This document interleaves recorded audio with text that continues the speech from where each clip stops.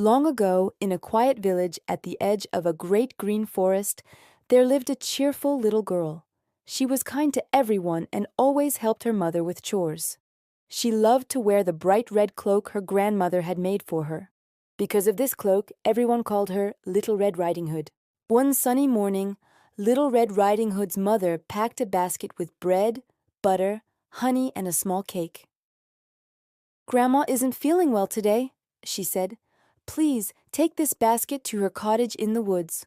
Walk carefully, stay on the path, and remember, don't talk to strangers." Little Red Riding Hood nodded. "I promise, Mother." She picked up the basket, kissed her mother goodbye, and skipped happily into the forest. The forest was alive with birdsong and dappled sunlight. Little Red Riding Hood stopped to admire the flowers and listen to the buzzing bees. While she was looking around, a tall gray wolf stepped out from behind a tree. "Good morning, little one," said the wolf with a sly grin. "Where are you going with that basket?" "To my grandmother's cottage," she replied politely. "She lives on the other side of the forest and she's not feeling well." The wolf licked his lips. "How kind of you. Why not pick some flowers for her? I'm sure that would cheer her up." Little Red Riding Hood thought that was a wonderful idea. She began gathering bright yellow daisies and purple violets.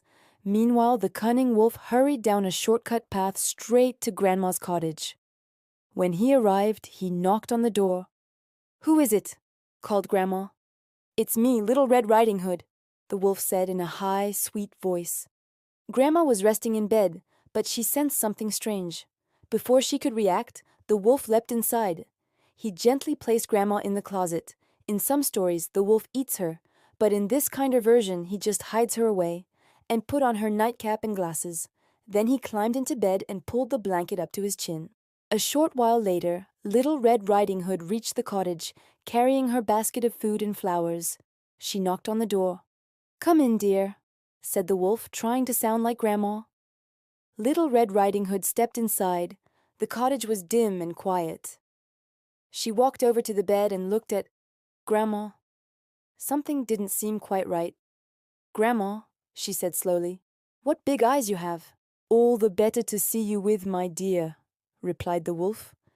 "Grandma, what big ears you have." "All the better to hear you with."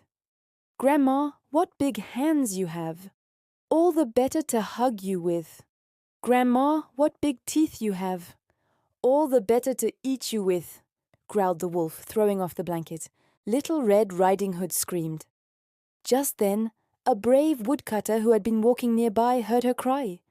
He rushed into the cottage with his axe, chased the wolf away, and rescued Grandma from the closet. Grandma hugged Little Red Riding Hood tightly.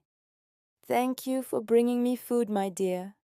But remember, you must be careful in the forest. Not everyone you meet is kind." Little Red Riding Hood nodded.